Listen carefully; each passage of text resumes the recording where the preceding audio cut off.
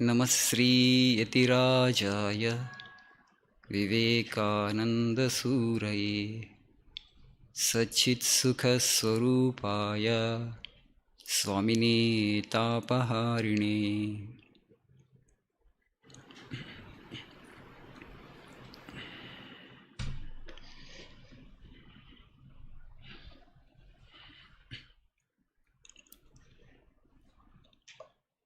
So today's topic of discussion is why creation? Why did God create the world? Very deep subject. I need your attention. It's a heavy subject. Unless you are very serious and pay sufficient attention, it will go over the top. See, death is talking in the form of this virus. Death is always there, it is talking all the time, but now it is more conspicuous.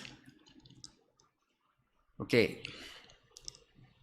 Every day, thousands of people die in accidents, through other diseases. In so many ways, death is happening, but we don't pay much attention to that. But now actually everybody has become very alert, because it's more visible, more pronounced, and more conspicuous. Okay, so we are in very troubled times. A lot of anxiety is there all around. The question why creation, it doesn't arise. We don't put that question if everything goes smooth in this life. We are joyful. Will you ask the question why creation? If there is only joy in your life, there is nothing which creates stress or anxiety in you, no suffering of any kind. Will you ask the question, why creation? We will not. You will think that is a meaningless question. But now actually there is a lot of suffering. So many people have this question, why creation? Why did God create the world in the first place?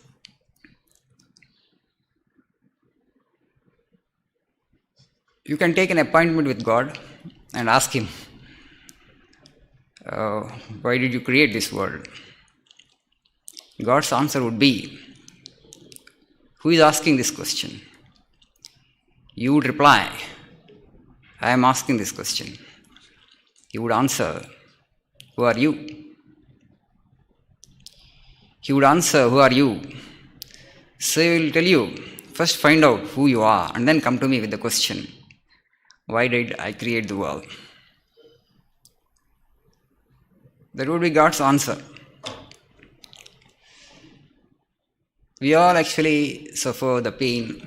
We scream that there is so much of pain. But what is the nature of pain? From where the pain comes? It comes from the mind. What is the nature of the mind? If you reflect, if you introspect, and if you trace the mind to its root, its source, then you will understand the mystery. Whether God has really created the world or it is just an appearance. It is not real. Vedanta says that world is unreal. Brahma Satyam, Jagat Mithya. Our Rishis have always told this, but never before we have understood this statement as clearly as we understand it now. People are asking, Swamiji, is it real or surreal? Is it real or surreal after this virus? Is the world real? They are asking.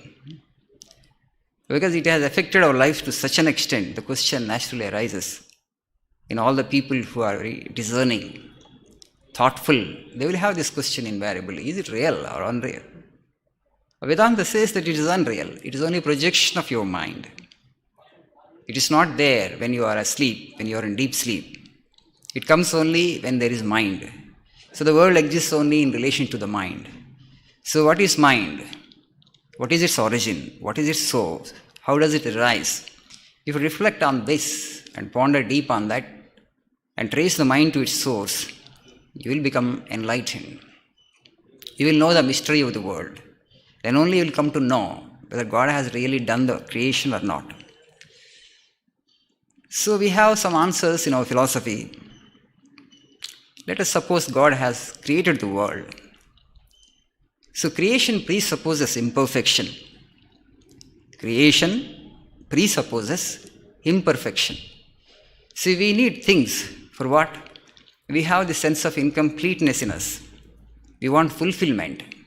We can't be in ourselves just like that.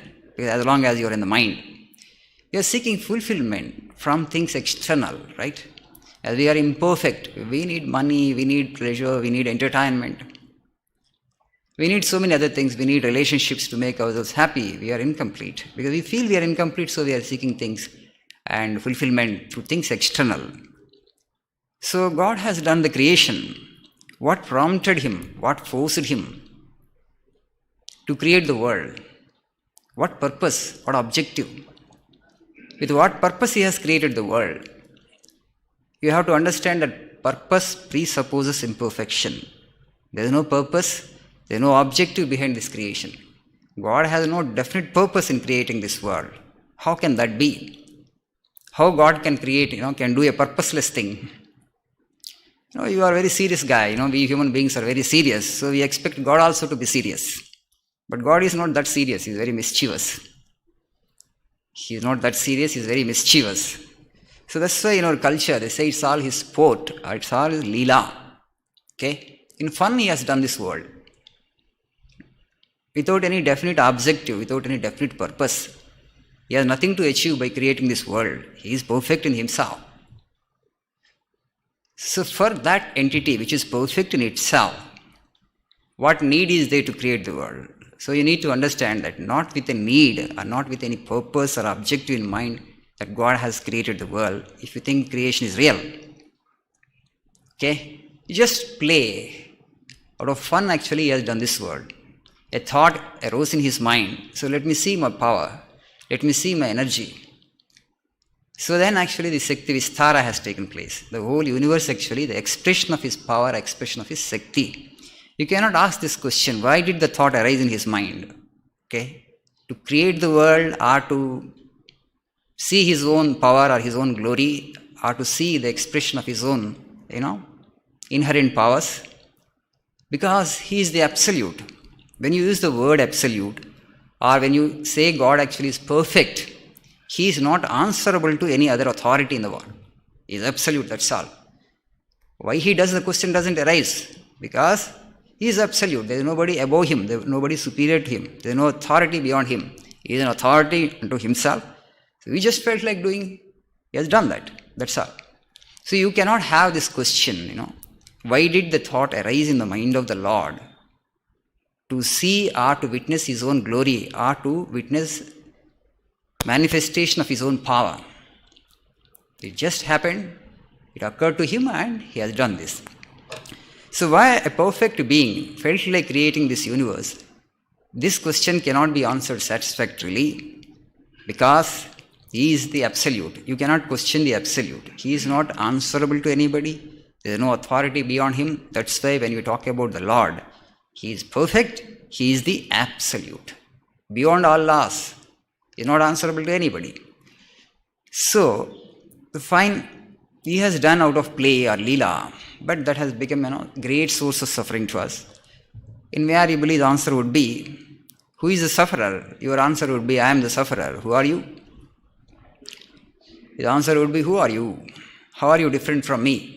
He will not put the second question because you won't understand it at that point of time. So he will only say, who are you? Find that out and come back to me. And then I will give you a satisfactory explanation. If you really find out, actually, go deep into your own being, then you understand that God has never done anything. He has not created this universe. That is one explanation. Another is, it's only a dream. It is not real. Why it is a dream, but I feel it, I experience it substantially. The experiences that we gain through the five senses are so solid and so real. So how can you say that it is unreal? How can you say that this is a dream, this world is a dream? Today the virus actually is a little insight is giving into the universe, that universe could be unreal. But unfortunate that we have to learn this lesson from the virus. But our philosophy has been telling for ages that the world is unreal, the world is a dream, it's just only a projection of the mind. So you will understand, you will not understand this now. So the natural tendency of the human being is, whenever he suffers, to put the blame on God. He has done a defective world. He has not done it perfectly. He has not done it well. So how can that be? How that perfect Lord can create an imperfect world? Probably our reading is wrong. We are not able to see it, we are not able to perceive it well. So if you just analyze, God is actually a timeless entity. We are in time. This universe is created in time, it exists for some time in time, and afterwards it disappears. Srishti, Sthiti, Laya. They are all time, three things. So our suffering actually is happening in time, right? So God is beyond time. So He doesn't take cognizance of an happening that is occurring in time. Do you get the point? We are in time, so mind is in time. We are suffering. We want God actually to be accountable for our suffering. But He will not. I won't take any suffering of you. I am not accountable for your suffering, He says. What He says is, it's a dream. You are experiencing a dream. No, but that is very real for me. That is very real. So because we are in time and we are experiencing it, God says, I am timeless actually. Why should I take cognizance of a thing happening in time? So He doesn't take cognizance of a happening in time because He is beyond time. There is no time in God. You need to understand. Then what is time? How has it come into existence? If you have this question, we have a beautiful answer in Srimad Bhagavatam. Guna vyatikarakaro nirviseshaha apratishthitaha purushasthadupadanam atmanam lilaya srujat. Very profound statement. What is time? Guna vyatikarakaro. There is no time in God, but yet time is actually His instrument. So this creation has come into existence because of the disequilibrium in sattva, rajas and tamas. The creation actually is a combination of three gunas, sattva guna, rajo guna and tamo guna. You all know what these three gunas are. So when the disequilibrium has set in these three gunas, and then the universe has come into existence, from that point actually the time has begun. Before that there was no time. When there is no creation, where is time? So when the creation has come into existence, the time has started, time has begun. Okay? When the creation ends and the time also ends. So time is just an instrument. Tadupadana karanam. It's an instrument in the hands of the Lord, but He is not bound by time. He is beyond time. He is kalatita. So because we are in time, a happening in time actually doesn't take cognizance of it. It doesn't recognize it at all because He is beyond time. And so, if you want God to take responsibility for our suffering, He will not take, saying that time is not there in me. He can give that answer. There is no time in me. Why are you saying that you are suffering? So, another way, if you ask the Lord actually, you take accountability for my suffering, He will say that I am not responsible for your suffering, I am just a witness. I am not giving suffering to anybody, you are suffering your own karma. Okay, this is the very, very logical explanation that we offer in Sanatana Dharma. If somebody is suffering, he or she is suffering because of his or her own karma. Many people say that I have not done any bad action or wrong action in this life, but I am suffering so much. Previous birth, that before that birth. So you may ask, you have the right to ask, you may ask this question. You say that the suffering that I am undergoing in this birth is because of my past birth's bad action. So who prompted me to perform that bad action in my previous birth? The samskara of the previous birth, right? You might have done some other bad act in this previous life, and that samskara actually goaded you or forced you to do this bad action, and this action prompted you. You are suffering the effect of that action now. So you just go back like that. It's ad infinitum you will have to go. Before that. So, you are expecting a beginning for this creation, right? You are saying that previous birth I did a bad karma, that's why I am suffering now. Why did I do that bad karma? Who prompted me to do that bad action? My samskara. The samskara, from where I have gained the samskara? From a previous birth. So in the beginning actually, who prompted me in the first instance to do this bad action? When actually first I came into existence, my first birth. That means what? You are expecting a beginning for the creation. But the Lord says that there is no beginning for this creation. Oh, it has only an end. It has no beginning. Oh, how can that be? Something which has no beginning, how it can have an end? That would be his answer. How something can be beginningless? God's answer would be dream. You just analyze our dreams. Dream has no beginning. It has only an end. Similarly, this universe has only an end, but it has no beginning. It has no beginning. But you understand, how can I understand that? How something which has no beginning can have an end? The example that we can have is dream. Dream has no beginning, it has only an end. Similarly, this universe has no beginning, but it has an end. Who has to end it? Who has to terminate it? You yourself have to end it or terminate it. When it will get terminated for you? When you attain to that samadhi state. When you attain to that nirvana, when you attain to that samadhi state, after attaining to that samadhi state, when you look back, as time disappears for you in that state, you become one with the Lord. This world, with all its actually creation, variety of creation, and with all its period, time, will disappear. And when you look back from that perspective, from that experience, samadhi experience, you will understand that it is really a dream. So as long as we are dreaming, we don't understand that it is a dream. Only when the dream breaks, you understand that you have been dreaming all through, right? So dreaming till then only, and you understand when the dream breaks. So now actually this dream has to be broken for us. That will break only when you attain to self-realization. When you attain to self-realization, as the mind disappears, you will become timeless. And from the timeless state, when you look back into all your previous births, then you will understand that all that happened in a fraction of a second. You might have lived hundreds of births. You might have suffered hundreds of embodiments. You might have suffered so much in hundreds of embodiments. But all that actually vanishes as if happened in a trice, as if happened in a fraction of a second. Only from that experience this becomes unreal. Only from that experience this becomes a dream. So you have to long for that experience that comes with mindlessness. I mean, when you transcend the mind, you will get to that experience. Samadhi state, that is called, Kaivalya, Nirvana, or Moksha, or Mukti, they are all synonyms. You have to get that state, you have to long for that state. For that actually you need to go beyond mind. So you need to analyze, you need to introspect, and you need to see how the mind originates in you, what is the source of mind. You will find that the source of mind is sankalpa, the source of mind is desire. The source of mind is ego sense. When that is dropped, you will attain enlightenment.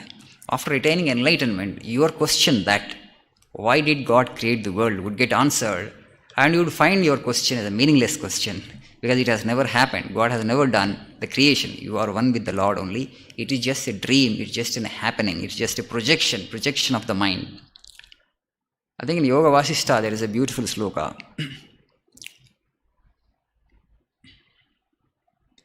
Purvam manas samuditam paramatma tattvat tena tatayatambarena tena tatamidam jagat svavikalpajalaihi Shunyena shunyamapitena yatambarena Neelatvamullasati charutarabhidhanam. Very profound sloka. Purvam manas samuditam paramatma tattvad. Sometime back, beginning less time, manas samuditam. Suddenly actually like a wave in the ocean, the mind arose. Like a wave in the ocean, the mind arose. How? Tena tatamidam jagat soikalpa jalaihi. From that mind, this world has been projected. So vikalpa jalaihi. When you define mind, we define the mind as sankalpa and vikalpaka. Constant this manana is going on in the mind. Cogitation is called. That manana only will give us the experience of the world. You are sitting there, I am seeing you. How do I understand that you are sitting there? How do I cognize, how do I recognize? That light falls on your being and the inverted image actually flashes in my retina, and then I experience you here in my being. So all that experience actually is happening in my mind. So the universe I perceive in the mind. So from this mind actually the Jagat is projected. Tena tatamidam Jagat savikalpa jalaihi. First actually mind has arisen in the mind, the creation, first created by the Lord. From Him actually it has come into existence just like a wave in the ocean. And from this mind actually the world is projected. Tena tatamidam jagat svaikalpachalaihi shunyena shunyamapi tena yatambarena nilatva mulla sati charu tarabhidanam. So, Vasishtha says, first mind actually, mind itself is unreal. Okay? From this unreal actually another unreal projection has come. First it is a mind which is a projection, which is a spurious projection. And from that projection the next projection is the world. Every day actually when you go to sleep, the mind actually, in deep sleep, the mind disappears. And with the disappearance of the mind, the world also disappears for us, right? Okay? The world disappears. In deep sleep, are you aware of the world? Are you aware of your physical body? No. You are not even conscious of your physical body. Every day it is happening to you. To every one of us it is happening. For some hours, for some period in a day, the world disappears for all of us. When the mind actually is in sushupti state, when the mind actually is completely in quiescent, the world disappears for us. That means what? It is a clear proof that the world is only a projection of the mind. Now you need to have the question, then what is the mind? That's all. Because the world is only exists in relation to the mind. So when there is no mind, there is no world. So what is the mind? If everybody puts this question, because suffering comes only from the mind, and if you go into the investigation, if you inquire into your true nature, then you will understand the relationship between you and the world, the relationship between you and God.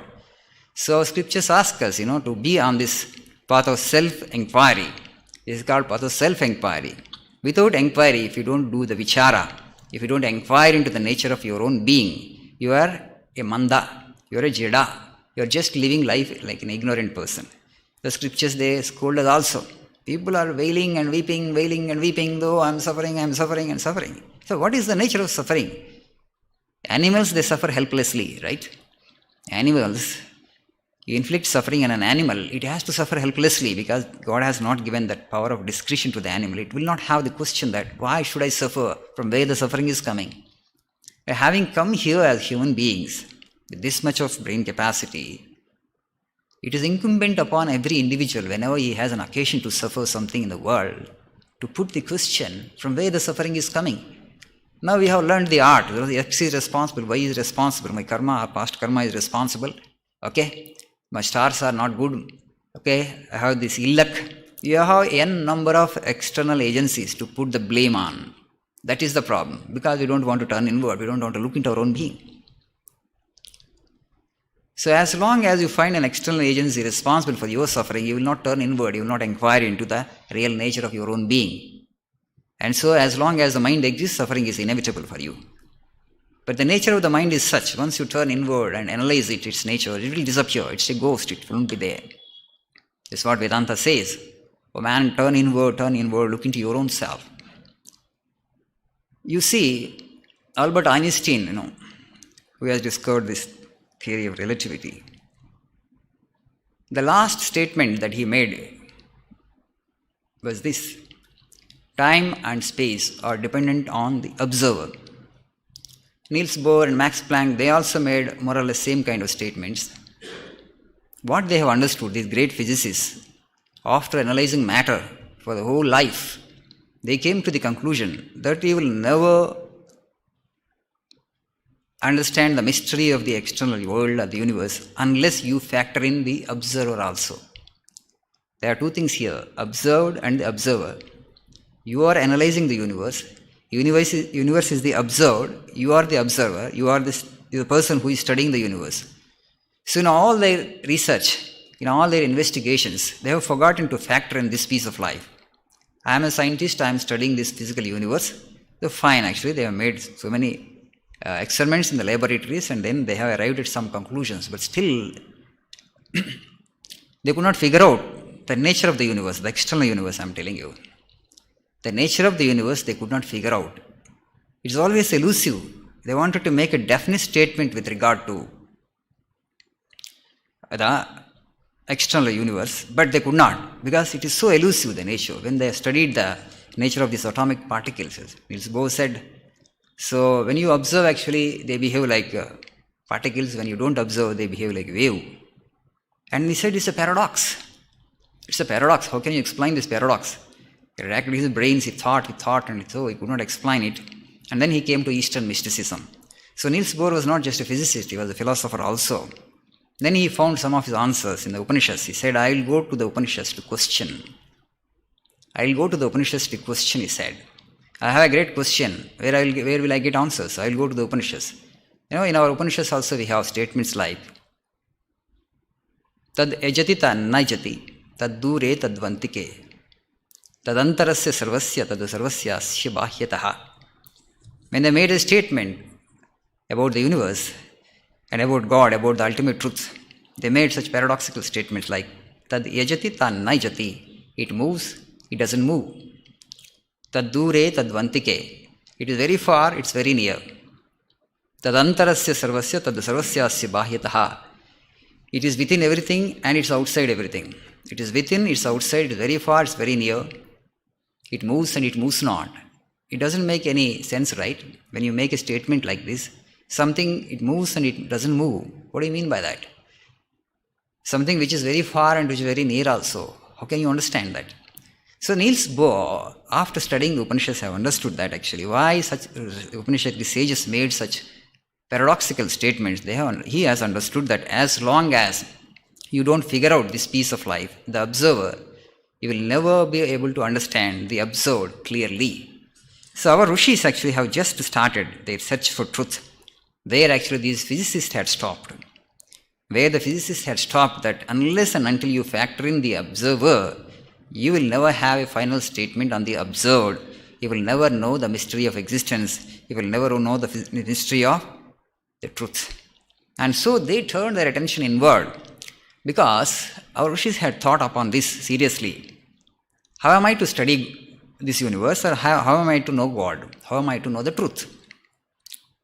So God we cannot see, though we have statements like He is all-pervading spirit. They are all only statements for us. I don't see that all-pervading spirit. I don't experience it. They are the statements made by people who have experienced the truth. But now actually I cannot just subscribe to that statement unless it becomes my experience as well. Otherwise I just have to believe. But it doesn't take me anywhere if I just believe these statements. They made those statements out of their own experience. I can make that statement again only when I get that experience.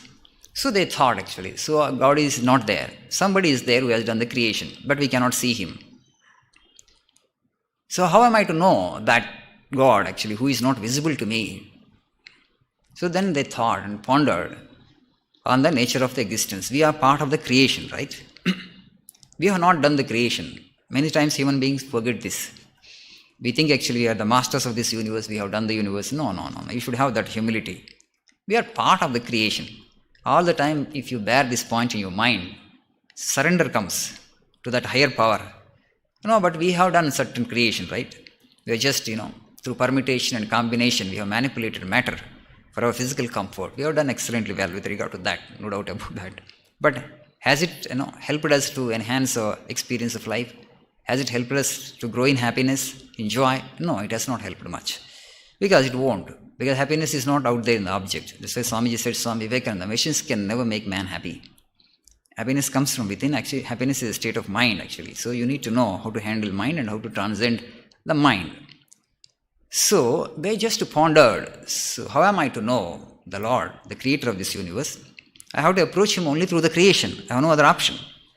I am not seeing Him. He is not visible to me. I am not seeing Him. He is not visible to me. So I want to know Him. Through the creation only I have to know the Creator. So among all the things that the Creator has done, what is the highest and the greatest? We know the Creator has done two things, inanimate and animate, right? Objects that have no life and objects with life. Among the objects with life, you all know that actually human being is on the top of the pyramid. We are the top because we have got this much of brain and intelligence. Inanimate and animate, insentient and sentient. Jada and that which has Chaitanya, which has life in it. Jada actually is inferior to the things that have life compared to the things that have life. So among the things that have life, human being is on the top. So to know the truth, I have to approach only through the created, through the creation. And in the creation, the highest actually, this is this. The highest piece of life, highest happening is this. So let me know this. And then they turn their attention inward. Who am I? So where actually these physicists had stopped, They had understood that if you don't factor in the observer, you will never be able to make a final statement with regard to the observed, whether it is real or not real. Okay? That's the reason I said that there is only, Niels Bohr said, there is only semblance of order in this universe, but there is no real order. It's only entropy and disorder. So our rishis have understood this, and so they have studied this piece of life. Who am I? So observed is not as important as the observer. And then actually they pondered deep and then went deep into themselves, and then they found out that beyond the mind actually lies consciousness. This is only one homogeneous whole. There is no division like the objective and the subjective. This is only arbitrary division, not a true division. It's only an appearance. It's only because of the mind. That they have understood. After turning their attention inward, and then they have come to us. They have come to these grand conclusions, this great spiritual wisdom, which is the envy of gods. So much of wisdom, so much of jnana, sampada, wealth of knowledge they have created, that is the envy of gods, our rishis have. But today we are blissfully ignorant of that. We don't pay much attention to that, of course. And that's the reason there is so much of suffering in the world. So, to know the universe, just like a physicist only they have approached. They use their discretion, they use their logic, and then until I know this, the observed, I will not be able to understand the observer. Who is the observer? I am the observer. Who am I? It's a great question.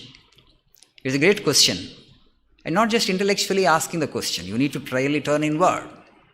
Am I just the physical body? Am I the mind? Or is there something more to my existence? I possess the body. I possess the mind. I am not the body and mind. They are my instruments. They are my upadhis. So I have identified wrongly with the upadhis and I experience the world. And as long as you identify with these upadhis, which are constantly changing, you will never have actually real peace and happiness. How can you have? You are holding on to the temporary. You are holding on to the transient. You will never have the true peace and happiness because you want eternal peace and eternal happiness. Because there is no eternality about these upadhis. They are constantly changing. They are in a flux. So they have come to these conclusions and they turn their attention inward. And who am I actually? Am I the physical body? Am I the mind? Or is there something more to my existence?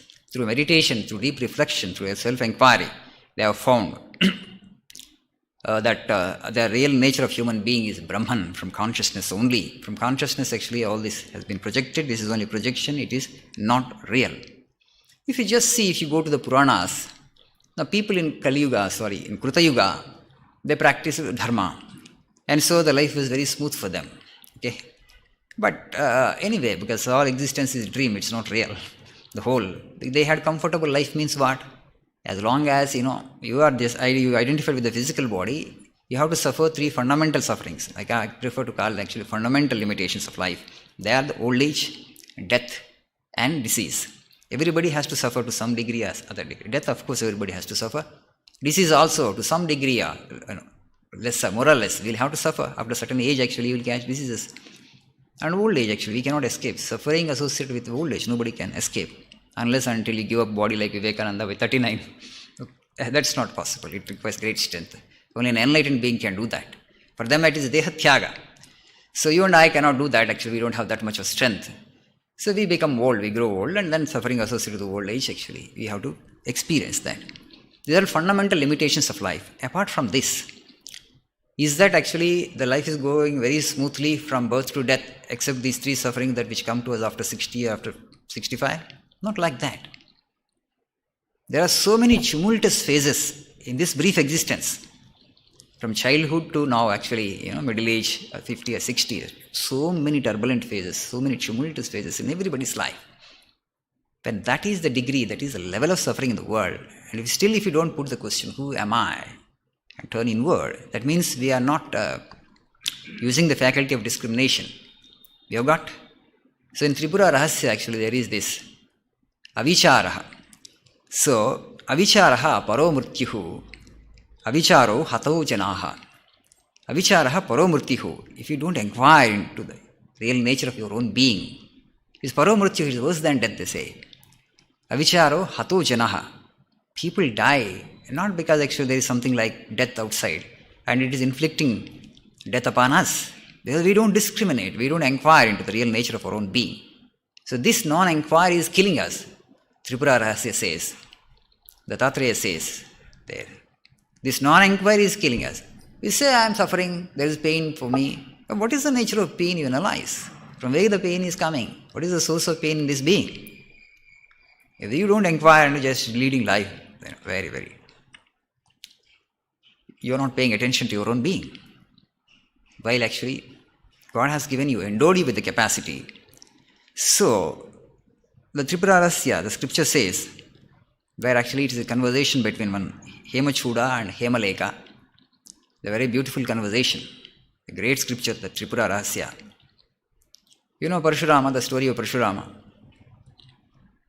Parashurama, because his father Jamadagni was killed by the Kartiviryarjuna's sons.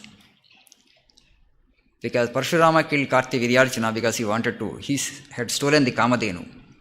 You know Kartiviryarjuna, once he goes into the forest on a hunting expedition, he was the king. So he goes to Jamadagni's ashrama for water because he felt thirsty. He has exhausted himself after, hunting the whole day.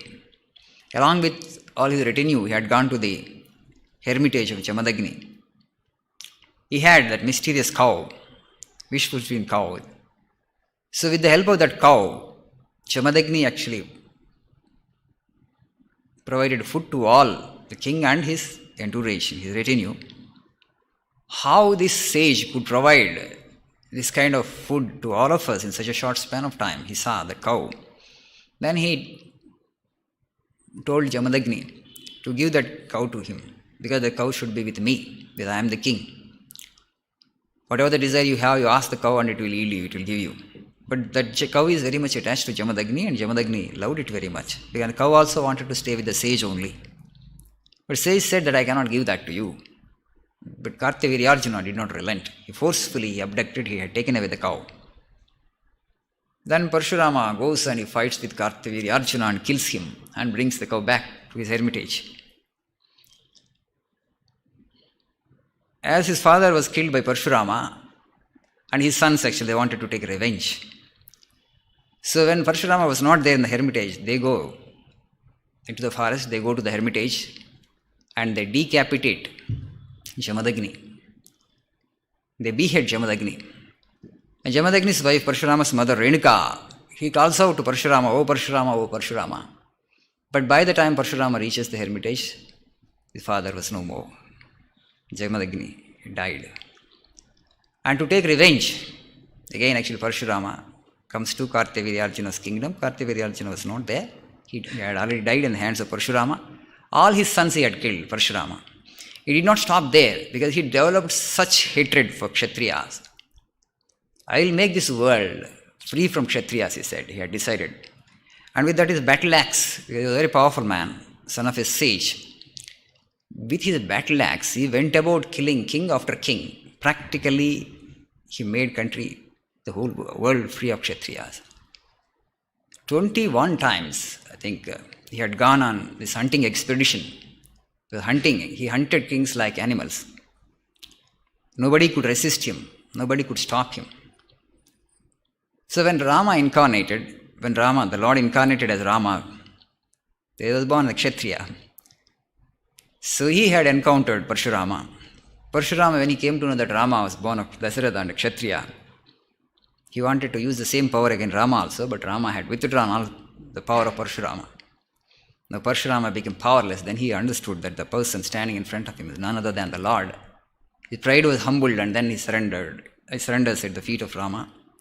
And afterwards he felt dejected. I had no resistance all these years. Nobody could stand before me, no king. But now actually this king Rama humbled my pride.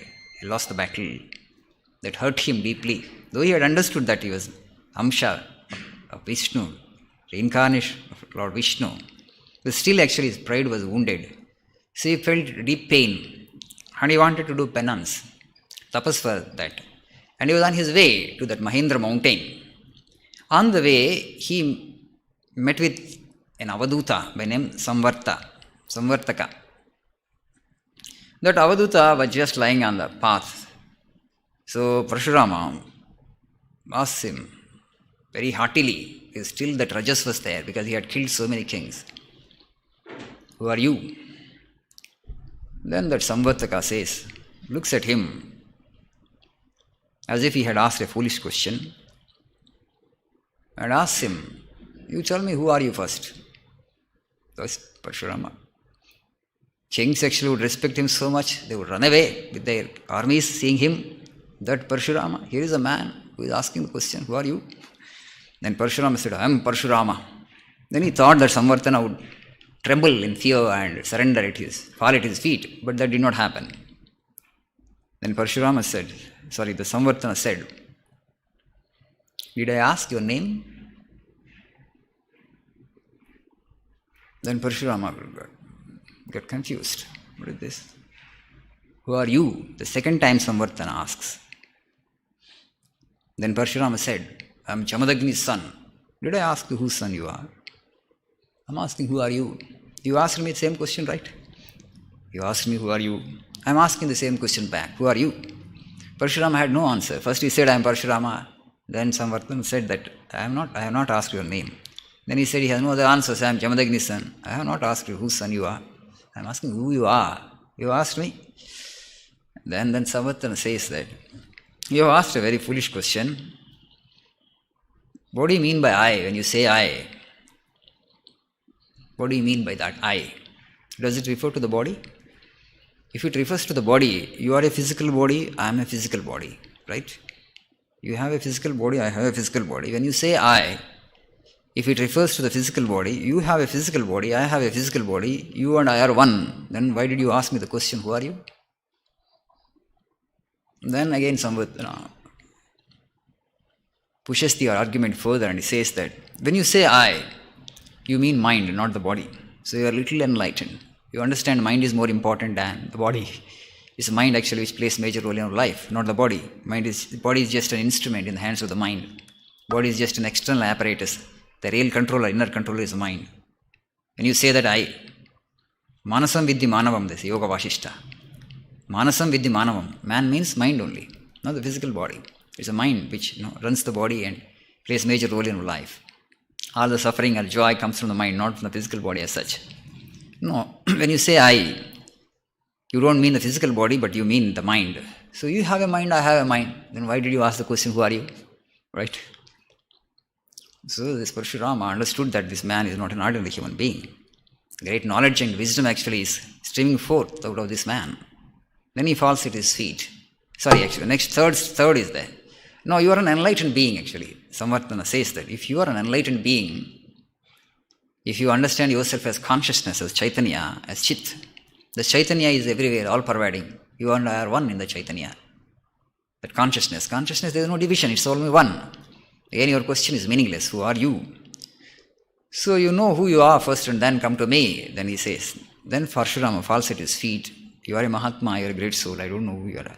Sorry, I have offended you. I didn't know how to ask you the question. Please help me to get enlightenment. I am very in deep distress. Then he tells his story that how he got humbled, how he lost the battle with Rama and we could not, kill Rama like all other kings. So he felt rejected and very crestfallen, the Parshurama. Then Samvartana says that I am not your guru. Dattatreya is your guru. Go to him and become his disciple and he will enlighten you. So the Parshurama goes to Dattatreya. And that conversation between Parshurama and Dattatreya comes to us in the form of the Tripura Rahasya, a great book. And there the story is there, the story of Hemaleka and Hemachuda. And there the Dattatreya says that, the first in the initial pages, Kartavyataiva dukkhanam paramam dukkham iti uchyate. Kartavyataiva. If you just analyze our lives, everybody is doing something. When is it that actually man sits in himself restfully? Will the time ever come at all in our lives? Everybody is doing something and something and something. You do something, you expect some fruit, some result, it comes to you. You are not satisfied with that. You don't feel fulfilled. You don't feel complete with that. If it is a real phala, it is a real fruit, it should bring you fulfillment. I had this goal, I have attained the goal. Now I should rest in myself, I should rest peacefully. But is that happening in the world at all? No. You set your goal You want to attain something, you have an objective, and you achieve that objective, but you don't stop there, and the next objective comes. So this kartavyata constantly, that you are in pursuit of something and something and something, endless pursuit. You can't sit restfully with yourself. Then how can you experience peace? How can you experience joy? It is a weakness. In our culture we know that. That's why in yoga they suggest first talk about mastering the posture. Just sit restfully, control of the mind comes afterwards. Can you sit restfully without restless movements in the body? Just restfully half an hour, you just sit. Afterwards I will tell you how to control the mind. First practice this. There should not be any extra movement in the body, unnecessary movement. Just sit restfully. Then in the Western society they find it very difficult. They are too rajasic. They can't sit. They want to do all the time. Up and doing all the time. They think actually because they are great heroes of action. Because they cannot sit with themselves, they get into action. Activity is the manifestation of inferior strength, Vivekananda says. The most difficult thing in this universe is to sit. First, bring the body to a restful position, and then mind will come under control automatically. The first thing. This requires great strength. Not everybody can do that, I am telling you. To be active, to be restless is easy. To be self-composed, to be restful, to be in one's own self, is the most difficult thing. That is the most difficult thing to do. It needs a lot of practice. It's easy to handle the gross world, but to handle the subtle mind, which is sukshma, it's not easy. That is the difficulty. Today we have made mess of life because we have multiple desires in the mind. Then how can you sit restfully? Not just one desire at a time. If you have one desire at a time and if you go to fulfill that desire, you will have some rest. But you have multiple desires and you want to meditate. So Dattatreya says, you acquire the fruit of your action, but you are not satisfied with that. So you will cultivate another desire, another objective in life. You will go for that. Again you will get the fruit, but that fruit also will not make you feel fulfilled. So phala after phala. If it is a real fruit, it should help you to attain the highest peace and bliss and joy. That means the fruit that you are getting is not the real fruit. There is something else to be achieved.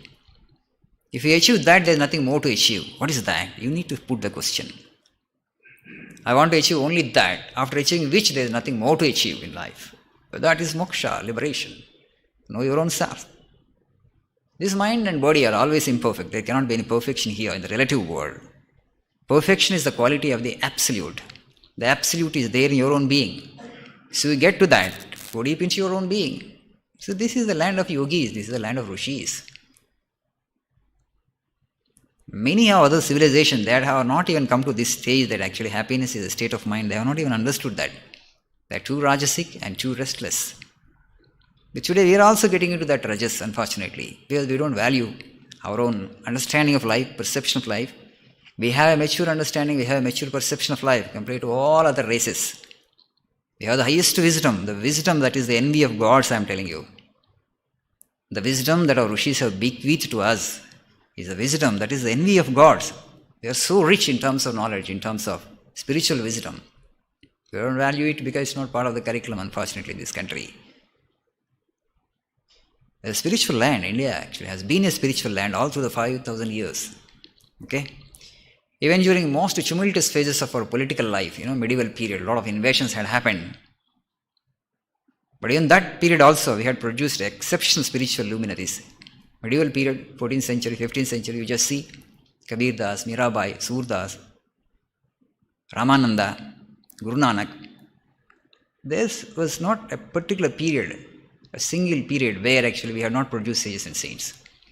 Political life was very, very turbulent, very tumultuous political phases. It was not under control at all. We were under subjugation. So many wars were happening. But parallelly we were producing sages and saints. They came and they told us, this world is unreal. Today it is there, tomorrow it is not there. So who is ruling over it? Don't bother. It's not important. It doesn't matter. So some damn person will do that. Okay? Somebody who is very desirous of power, somebody who is lustful for power will occupy the position. You don't covet that position. Kings had given up thrones in search of truth in this country. So yesterday somebody was asking, said, how was that actually we fell prey to all these invasions? Because after Gupta's period, nobody could unite the country into a single political unity. The great king Ashoka also, after that Kalinga war, he felt repentant. Because of my war lust, because of my imperial quest for more land, quest for more greater kingdom, I had to wage this war and I had to inflict this much of suffering on people. Ashoka actually considered to be very, hard-hearted in his younger age, because the way he came to power actually, he removed many people, right? But that Ashoka, Chanda Ashoka they say, Chanda Ashoka got transformed, the cruel Ashoka got transformed into a very soft human being. He embraced Buddhism after seeing the battlefield and all this, the bloodshed, the crying, the wails of people. Oh, horrible the incident. He stopped his expansionist desire. He uprooted the desire. And then he became a peace lover thereafter, a king actually. Practically he disbanded his army. Not important. He didn't nurture it further. But we paid a heavy price for that, as Swamiji says. But afterwards the Guptas actually had ruled practically the entire, India. Thereafter, there was no political unification had not happened in this country. So when foreign conquerors came, we fell easy prey to them because there was no unity among all these kings. They were quarreling among themselves, only petty quarrels. No king had the desire to rule over the entire land of Bharatavarsha. After Ashoka, nobody made an attempt. Till the medieval period, till Akbar practically, nobody had made an attempt to unify the country politically because that would involve battles. Nobody would surrender just like that. You have to invade their territory and then that king actually will come for the battle. Then you will have to, kill so many soldiers. Casualties will happen on both sides. It involves bloodshed, right? But Alexander kind of king we could not produce. Our kings were very, very gentle. We have always been, gentle human beings. They also had a lot of humanity. Okay, how much I need? So they had also the spirit of renunciation. So because there was no political unity, we became, easy prey for the foreign conquerors. A small group of handful of people came and conquered us because there was no unity among all these rulers. So 500-600 rulers were there, had come together to put up a combined defense. It would have been different, but they were quarreling among themselves. So because it was division, right? They were not together, and so that the foreign powers, the conquerors, took advantage of that and he had invaded us. And also the reason is because we never cared for this political power. Today we are there, tomorrow we are not there. This body is there today and tomorrow it's not there. So what is the highest thing that I must strive for? Moksha and Mukti. Kings had striven for it. Beggars had striven for it. Middle class, rich, upper middle class, everybody had only one longing. The external circumstances, whether how rich I am, how much of wealth I have, secondary. So how much you need? As much I have. Whatever I need for my basic necessities of life, I have that much. So why should I crave for more of the material things? They will not bring me happiness and peace. So let me turn inward, let me know myself. This quest, the spiritual quest, that helped to produce this civilization, this country, the most wonderful human beings on this planet Earth. No other culture, no other civilization could produce such wonderful human beings as this culture could produce with generations together. Such wonderful human beings in the sense that so kind, so compassionate, so gentle, so self-sacrificing. But today we have no population control, 1.3 billion population, and then actually we are, aping the West. That kind of materialism, their materialism, we have brought into our midst. And then competition, the struggle. You are separate, I am separate, you are my competitor. Then naturally there will be stress and anxiety. All these things will come. So at least 20% of the population, let us suppose, actually is on the spiritual quest. There will be so much of peace in the society. The real thing, the most substantial thing, the immortality is within me. For that I just need to turn inward. I have to take up the spiritual path. The external success is no success at all for all our people. So, but such kind of, sattvic people, spiritual people, who take up the spiritual goal actually as the real goal of life, their number has come down drastically. That's the reason actually the society is in a turmoil, a lot of peacelessness, a lot of stress, a lot of anxiety. Everybody feels insecure, every second person. All that will go away if at least 20% of the population it will bring to spiritual path. Okay, 80% let them pursue the path of materialism. They will come to the spiritual path afterwards. Okay. Only a little discernment and little discretion will help you understand that what is the source of happiness. If I suffer, actually, why do I suffer? Because of the mind I suffer. What is the mind? What is the nature of the mind? Let me introspect, let me turn inward, that's all. As simple as that. But as these ideals and these great spiritual ideas are not given to us, they have to come through the educational curriculum or through family, through parents, but neither through parents and not through education. We get access to these ideas. Then how else? You're trying to figure out what life is, everybody in confusion. This confusion is taking a heavy toll on Indian society. Of course, same is the case with the rest of the world also. This is the only way to save the world from brink of extinction. You have to make more and more number of people spiritual, and that spirituality will flourish in the world if you use your faculty of discrimination in a proper way. How can I get ultimate peace and happiness? Where lies the true peace and happiness? And then you will automatically come to philosophers or spiritual luminaries like Vivekananda, Shankaracharya, Ramakrishna Paramahamsa, Ramana Maharshi, Buddha, galaxy of sages and saints, incarnations, mighty spiritual souls, human beings who have impacted the society in a very significant way, not only during their lifetime, afterwards. You just see the power of Buddha, somebody who was born some 2600 years back, the kind of impact his life and his philosophy and his teachings has on mankind. And same is the case with Vivekananda. Though he lived only for 39 years, he said, my message is sufficient for 1500 years. The spiritual message. The message is about the ultimate truth. So, let us imbibe these spiritual values from these great spiritual luminaries and put something into practice. That's the best way we can pay our tribute to them. The Rishi Runa. You have to clear that Rishi Runa. Only when you come to the spiritual path, you will be able to clear that Rishi Runa. So I want to tell you that you are born in a blessed land, and don't ignore these spiritual stalwarts, these spiritual giants. The more actually you get inspired by their lives and teachings, the greater the quality that comes into this life, your life. Let us stop here for today.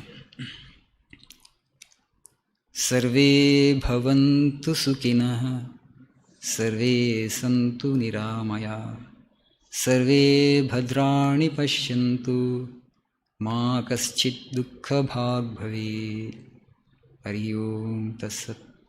Sri Ramakrishna Arpanamastu.